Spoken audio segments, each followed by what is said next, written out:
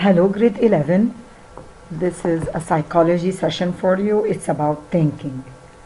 Okay, so first of all, we need to know that the elements of thinking involve problem solving, reasoning, and decision making. Problem solving, this is how you reach to the solution of a problem. Reasoning means not only understanding what people are saying to you, but also getting a reason out of it. And of course, decision making, this is what you need to do about your life within the coming almost year and a half. You need to make a decision. Decision making means when you start making decisions about your life and how you reach to this point, what made you get to this decision. So, what is thinking? Thinking is the mental activity that it's involved in the understanding. So you understand things. Processing. Not only your understanding, but also your brain is running it through the different things that are in your mind. Because not only you understand things as you see them, each one of us understand things differently. Because each one of us have been programmed differently according to our childhood, what we have in our families, what we have in our background. Each and every one of these, they lead to a different way of thinking and a different way of processing any information you're getting. So if I tell you, for example, the session starts at 10, one will process it as, oh my God, that's so early. Another one who prefers to come late is going to think, oh my God, it's so late. Other people will think, okay, we'll just try to be there. Each one of us will process the simple information differently because each one of us is built different than the others. So, thinking is the mental activity that's involved in the understanding, processing, and the communicating of the information. Of course, it is a complex process. Thinking is not as easy as we want to make it sound, but we will try to make it work. So, definition of thinking. The mind is the idea, while thinking processes of the brain involved in processing information, such as when we form concepts, engage in problem solving, to reason and make decisions. We have here almost 6 definitions of thinking, not because we want to make it harder, but because thinking is a wide concept, so we want to cover it up. So first of all, it's the activity of human reason as a process of strengthening the relationship between stimulus and response. So for example, the stimulus is you have a dog at the door. What will your response be? Your response is what you thought about. So this is the human reason that is going to make you respond to this particular stimulus, which is the dog at your door. Thinking is a reasonable working of various views with the knowledge that has been stored in the mind long before the emergence of new knowledge. This is what I was saying. Each one of us processes the information differently because of each program and each background.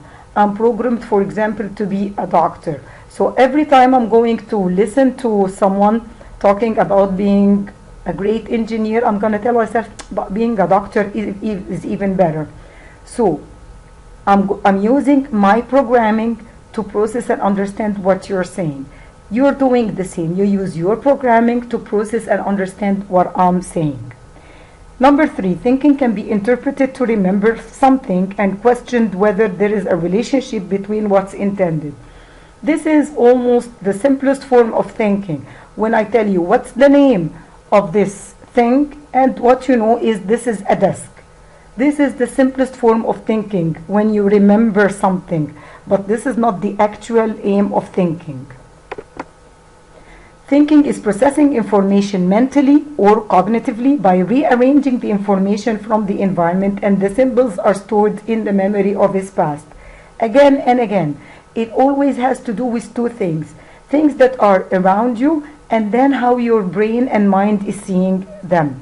So, thinking is always a processing. It's always a processing process in which we take the information from our environment, We mix it with our programming, we mix it with our background, we mix it even with our desires, and then make a decision. Thinking is a symbolic representation of some event train of ideas in a precise and careful manner that began with the problem. So we have a set of ideas that are going to arise when I give you the problem. So I tell you, for example, you cannot leave this classroom before 10. Some of you will think, I'm going to come up with an excuse to go out. Some will act like they're sick.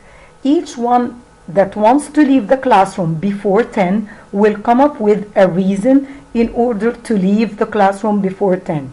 So you're going to use a train of ideas. Where did this train of ideas start from? It started from the problem.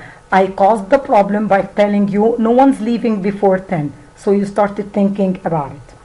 Thinking is a mental process, mental representation newly formed through the transformation of information by interaction. Attributes such as the assessment of mental abstraction, logic, imagination, and problem solving. This is another way to tell you that by thinking you are going to be processing the information you're having, and you are going to reach the resolution of a problem that was put in front of you. How do we process the information? When we think, sometimes we use what we call symbols. A symbol is an object or an act that stands for something else. As you're probably aware, symbols are part of our daily life. So for example, when you see the logo of the school, this is a symbol, and you simply know that this is a school. So this is one way to think about different things. Another way to think about different things is the concepts. For example, when I tell you animal, some of you will have a dog in their mind. Other people will have a horse in their mind. Other people will have a cat in their mind. But what did you get from what I said when I said animal? You got the concept. You got the concept that this is an animal. So each one of us, we used our own programming to think of an animal of our preference. I thought of a lion, you thought of a dog, she thought of a cat, whatever this is. This is how we use the concept. Other times we have what we call in our mind prototypes. The prototypes are often when we think about a concept, we have an image in our mind. So now I'm going to tell you sport shoes. Okay, so most of the boys are going to see in their mind football shoes. The girls may think tennis shoes. So each of you will have a certain prototype in their mind that is defining the word sport shoes that I said. So we have 3 ways that our brain translates different thoughts. Symbols, in which we see letters that mean something, a picture that means something. Concepts, when I tell you an animal, and each one of you thinks of a specific animal in their head. It may be when I say a car. Each one of you will have a specific car in their head. And finally we have the prototypes.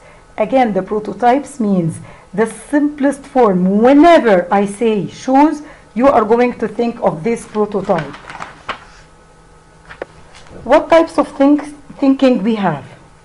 We have 3 types of thinking. We have what we call convergent thinking, we have what we call divergent thinking, and we have what we call metacognition.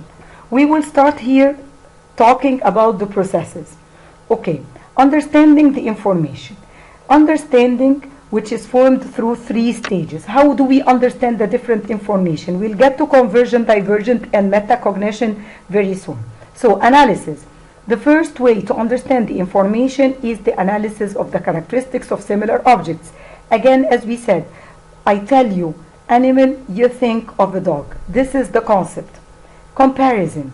You compare the features to be found, the traits, what are the same and what are not the same, and this is how you get to. So when I tell you animal, you thought of a dog, and then I started talking about certain characteristics of that animal, and by doing this you started removing the idea of the dog from your head and going to another animal, because I gave you more description and this is how you thought of another animal.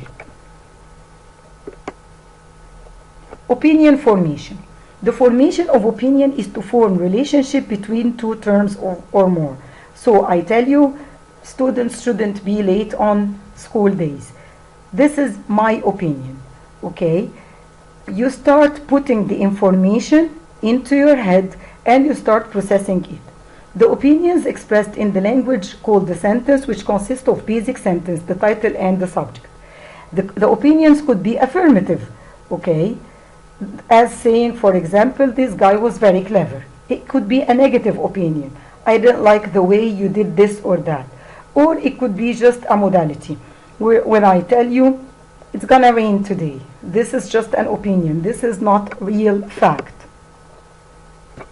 The conclusion, withdrawal, or establishment decision. The decision is the result of the act that makes sense to form a new opinion based on the opinions that already exist. Okay, there are three types of conclusion. You can have inductive inference of the decisions taken from the opinion, which means that I'm going to wait and listen to every one of you. I'm going to listen to your suggestion until I reach an opinion. Deductive conclusion. In the deductive conclusion, I am going to listen, but I'm going to remove some of the information because they are not suitable to my thoughts. The conclusion analogical means that the decision is a decision that analogically obtained by comparing or customizing. I'm going to compare several decisions and then reach mine. Now we return to the types of thinking. We said that the types of thinking involve convergent thinking. Convergent thinking is limited to available facts. So I tell you, today is Monday, it's the 23rd of March, today we have a very good weather. These are three facts. When you recognize this fact and then you write them down in your copybook, this is simple cognitive thinking, convergent thinking. The convergent thinking is usually the type of thinking that is tested in schools. Most schools, they don't want you to be creative. I'm sorry to say that, but for most of the school information that we test for you, we only want you to show us the convergent thinking. There are a set of information that you need to study, and then we will ask you about the same set of information. This is convergent thinking. People who can recall simply the information, they are usually considered school smart, which means that they can recall information properly and not really think about it. Divergent thinking. Divergent thinking allows the mind to associate more freely to various elements of a problem. As we say, as you heard the word, thinking outside the box. When you start thinking outside the box, when you don't think of the simple solutions that everybody else uses, when you do not use a solution that was given to you before, this is what we call divergent thinking. Thomas Edison and Albert Einstein would have been doing better at school if divergent thinking was tested for, because these people, they were thinking outside the box, but the school was only testing for the thinking of the inside of the box, which is called convergent thinking. Then we have what we call metacognition. Metacognition is simply the thinking about thinking, which is a very wide concept, and I don't think many of us have ever reached this level of cognition. Here, how do we function in thinking? The interpretation of the problems. They are also known by defining the problem by the way of creative thinking. So first of all, I'm going to recognize the problem. There is a big difference between being in a certain problem and recognizing the problem, understanding what's going on. Then we have the problem solving strategy. You are going to start thinking, how am I going to reach home as it's raining now and I don't have a car? Am I going to call a cab? Am I going to maybe go home with a friend? I'm starting to put a strategy in order to leave this place in the rain without a car. Trial and error. One of the very important problem solving strategy is trial and error. So I don't have a car, it's raining, and I need to go home. Maybe my first strategy will be calling a cab. What did I get? I did get a refusal from the cab because it's raining. So I tried and it didn't work. information retrieval. I'm going to start looking around me, looking and thinking which one of my friends can take me home. Algorithm. Algorithm, this is a problem-solving method that guarantees a solution if the problem of available opportunities for someone to develop, which means that this is a problem that happened before, many people solved it, so there are a set of solutions. For example, you forgot the keys or you lost your key.